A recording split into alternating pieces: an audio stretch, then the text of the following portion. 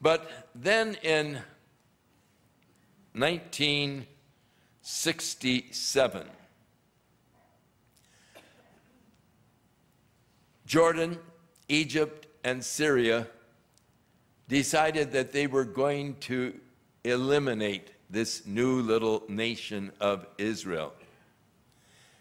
Nasser ordered the UN troops out of the Sinai in order to make it easy for the Egyptian troops to come marching against the little territory that was held by the Jews.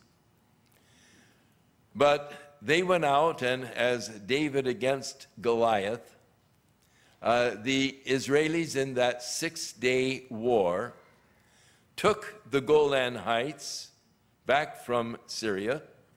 They took the West Bank back from Jordan, and they took the Sinai Peninsula from Egypt. So they vastly expanded their territory in 1967 in that six-day war.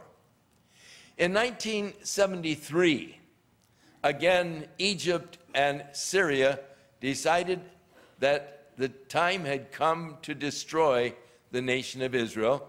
And on Yom Kippur, the highest holy day for the Jews, when there are no cars being driven on the streets by Jews, when there are no radio or TV broadcasts, but all of the Jews are gathered in their own homes to worship the Lord.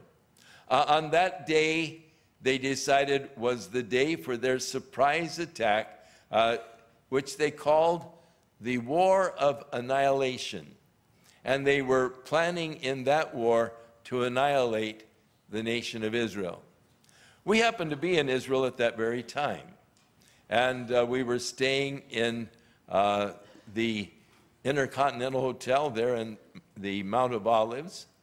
And because there were no Jewish buses running, or the streets were pretty desolate and empty, the Arabs, they were up and about. And so I decided to take a group of kids down to the old city and go through the old city with them so that they could, see the shuk there. And it was just a time. I had about 20 kids with me. And so we walked down from the Mount of Olives through the Kidron Valley up on into Jerusalem, the old city of Jerusalem. And as we were coming into the shuk area, we heard the sirens going off, and we saw these guys closing down all of the shops. And we said, hey, we're here to buy stuff, why are you closing down? And they just ignored us and closed up the old city. And so we headed back to the hotel, and when we got there, we found out of the attack against Israel. And we were transferred then over to Bat Yam, and had a very interesting experience being there in that particular time. But things were not going well for Israel in 1973. The Egyptians had crossed over the Suez. They had taken the Bar-Lev line that had been set up by Israel. They had overrun it. They were moving up through the Sinai. The Syrians had come down from the Golan. They had taken the Golan Heights. They had come all the way to the hills above Tiberias. And for some strange reason, they stopped their advance. And the Jews laugh. They say, well, they got a good view of the Sea of Galilee, so they just decided to enjoy the view. But why they stopped, nobody really knows.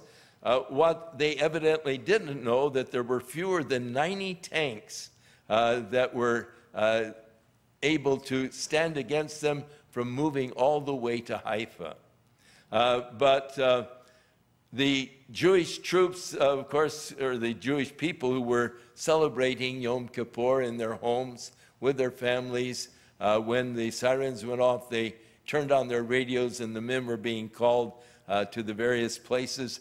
and Israel began to sort of regroup and get their troops together, and they began to move the tanks up to the area of the Galilee, and they began to move tanks down into the area of the Sinai.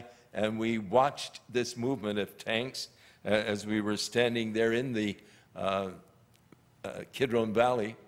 But soon the tide of battle began to turn. Eric Sharon, with his armored division, began to move down into the Sinai, and he was a gutsy guy. They began to tell him to cease his advance.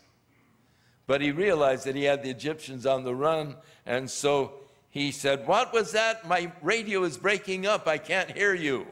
And he continued, and finally he just disconnected the radio, and he trapped the whole 3rd Egyptian army.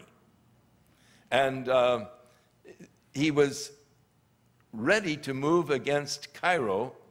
And of course, up on the Golan Heights, they began to drive the Syrians back.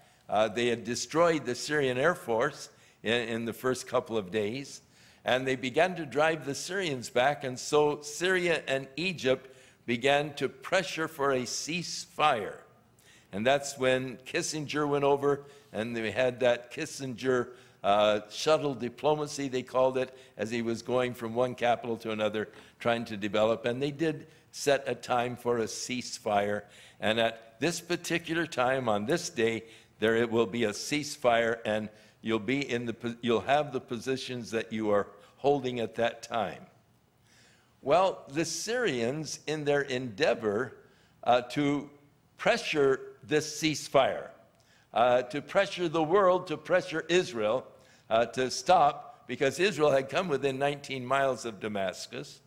But the Syrians began to announce on Radio Damascus, on their news, that the Israelis were at the outskirts of town and beginning to bombard Damascus.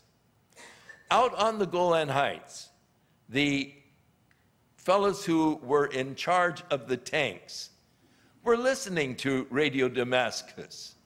And they heard that the Israelis had come all the way to Damascus, and they thought, "Whoa, we've been outflanked, we've had it." And they began to turn towards Jordan as fast as they could, driving their tanks and all of their armored equipment down towards Jordan to escape the Israelis, because surely Radio Damascus wouldn't be broadcasting lies.